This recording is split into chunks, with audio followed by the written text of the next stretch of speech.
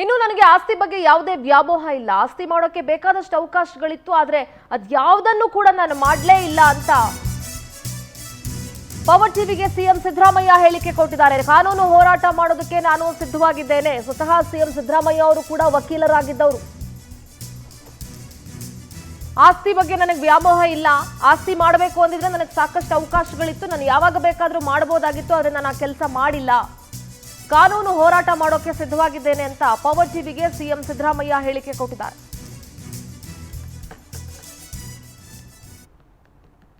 ಇದು ರಾಜಕೀಯ ತೇಜೋವಧಿಯ ದುಷ್ಟ ಪ್ರಯತ್ನ. 4 ದಶಕಗಳ ಕಾಲದಿಂದ ರಾಜಕೀಯದಲ್ಲಿದ್ದೀನಿ.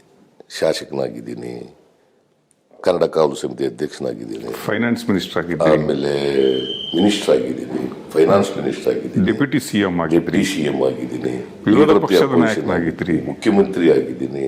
ಯಾವತ್ತೂ ಕೂಡ ನಾನು ಆಸ್ತಿಗಳ ವ್ಯಾಮೋಹ ಇದ್ದಿದ್ರೆ ಮಾಡ್ಕೋಬೋದಾಗಿತ್ತಲ್ಲ, ಬೇಕಾದಷ್ಟು ಆಸ್ತಿ ಮಾಡ್ಕೋಬೋದಾಗಿತ್ತಲ್ಲ. ಅದು ನಾನು ರೆಪ್ರೆಸೆಂಟ್ ಮಾಡ್ತಾ ಇರ್ತಕ್ಕಂಥ ಕಾನ್ಸ್ಟಿಟ್ಯೂನ್ಸಿ ಇದೆಯಲ್ಲ, ಮೈಸೂರಿನ ಸುತ್ತ ಇರ್ತಕ್ಕಂಥ ಕಾನ್ಸ್ಟಿಟ್ಯೂನ್ಸಿ 5 ಬಾರಿ ಆಗಿದ್ನೆಲ್ಲ ಮಾಡ್ಕೋಬೋದಾಗಿತ್ತಲ್ಲ.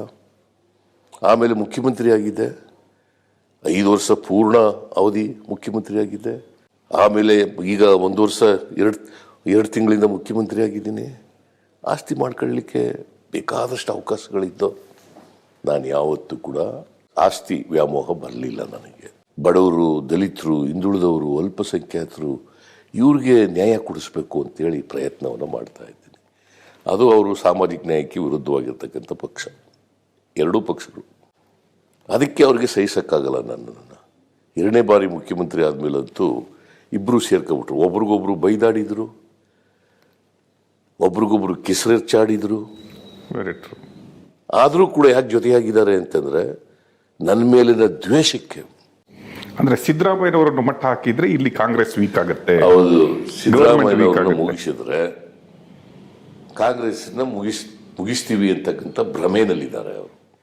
ಯಾಕಂತಂದ್ರೆ ಕಳೆದ ಚುನಾವಣೆಯಲ್ಲಿ ನಮಗೆ ಅವ್ರಿಗಿಂತ ಓಟು 33% ಹೆಚ್ಚಾಗಿ ಬಂದ್ಬಿಡ್ತು. 136 ನಿಮ್ಮ ಮತ್ತು ಡಿ ಕೆ ಅವರ ನೇತೃತ್ವದಲ್ಲಿ 136 ಸ್ಥಾನಗಳು ಗೆದ್ಬಿಟ್ವಲ್ಲ, ಅದು ತಡ್ಕೊಳಕ್ಕಾಗಲಿಲ್ಲ. ಕುಮಾರಸ್ವಾಮಿ ಅವ್ರ ಪಕ್ಷ 37ರಿಂದ 19ಕ್ಕೆ ಬಂದ್ಬಿಡ್ತು. ಅವರು ಯಾವಾಗ ದುರ್ಬಲ ಆಗ್ತೀವಿ ಅಂತ ಗೊತ್ತಾದಾಗ ಇಬ್ರು ಒಂದಾಗ್ಬಿಟ್ರು. ಇಬ್ರು ಒಟ್ಟಾಗಿ ಈಗ ನನ್ನನ್ನು ಎದುರಿಸ್ತಕ್ಕಂಥ ಪ್ರಯತ್ನವನ್ನು ಮಾಡ್ತಾ ಇದ್ದಾರೆ. ಇದು ಒಂದು ದುಸ್ಸಾಹಸ. ಅದಕ್ಕೋಸ್ಕರವಾಗಿ ಪಾದಯಾತ್ರೆ ಶುರು ಮಾಡಿದೆ.